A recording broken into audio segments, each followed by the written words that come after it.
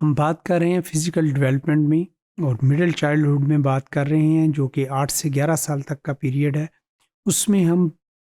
Brain और nervous system की development की बात कर रहे हैं। ब्रेन और नर्वस सिस्टम की जैसे कि हमने बात की कि यहाँ पे भी वही पैटर्न जो होता है वो जारी और सारी होता है, जो कि अर्ली चाइल्डहुड में ब्रेन और नर्वस सिस्टम की डेवलपमेंट हो रही होती है। ब्रेन और नर्वस सिस्टम के डेवलपमेंट की जब हम बात करते हैं तो as the size of the frontal lobes increase, जो कि फ्रंटल लोब्स का जैसे जैसे साइज इंक्रीज करता है, फ्रंटल लोब्स हमने कहा था कि ये स्कल के नीचे का बाहर वाला वो वाला हिस्सा होता है दिमाग का, जो कि सामने से नज़र आ रहा होता है। So as the size of frontal lobes increases, children are able to engage in increasingly difficult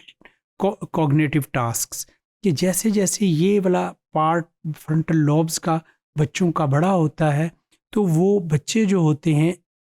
वो कॉग्निटिवली या दूसरे मायनों में हम कहते हैं कि दिमागी तौर के ऊपर वो ज़्यादा कम्प्लेक्स टास्क्स में इन्वॉल्व होना शुरू कर देते हैं। उनकी डिसीजन मेकिंग और उनके काम करने की जो दिमागी सलाहियत जो होती है वो ज़्यादा बेहतर होनी शुरू हो जाती है, और वो cognitive task such as performing a series of task in a reasonable order, वो कोई भी दूसरे मायनों में हम कहते हैं कि कोई पेचीदा काम या 4 5 6 जिसमें कोई काम चल रहे होते हैं उनको बेहतर अंदाज से तरतीब के साथ करने के जो अवामल जो होते हैं वो बच्चे सर अंजाम देना शुरू कर देते हैं।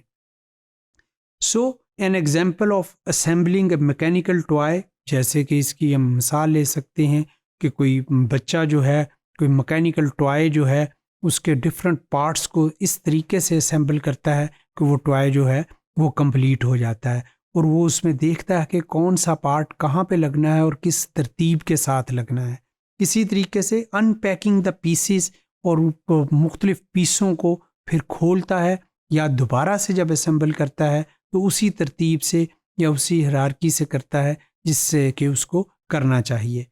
कनेक्टिंग द पार्ट्स, और पहले उनको अनपैक करना, उनको खोलना, फिर उनको दोबारा से आपस में इस तरीके से जोड़ना कि वो एक कंप्लीट टॉय या मुकम्मल टॉय बन जाए। Making the model move by adding A power source, और इसी तरीके से जो मैकेनिकल टॉयज़ होते हैं कि उसमें कोई चीज़ या पावर के लिए जो चाहे सेल की सूरत में हो चाहे इलेक्ट्रिक की सूरत में, करंट की सूरत में हो, तो इस अंदाज से उसको पावर सप्लाई करनी कि उसकी मूवमेंट जो होती है मैकेनिकल टॉय की वो सही हो सके। So a series of tasks that must be completed in correct order to achieve certain result, और वो एक कंप्लीट मैकेनिकल टॉय इस तरीके से बन जाता है कि जिस तरीके से उसकी वो मैकेनिकल टॉय ने उसको उसने मूव करना होता है या उसकी फंक्शनिंग होनी होती है। सो अगर हम बात करें ब्रेन और नर्वस सिस्टम डेवलपमेंट की 8 से 11 साल तक के बच्चों में, तो इसमें हम कहते हैं कि size of the frontal lobes increases, और जो बच्चे जो होते हैं वो ज़्यादा रीज़नेबल और ज़्यादा कम्प्लेक्स एक्टिविटी में इन्वॉल्व होके उसको सही तरीके से सर अंजाम देने की कोशिश करते हैं,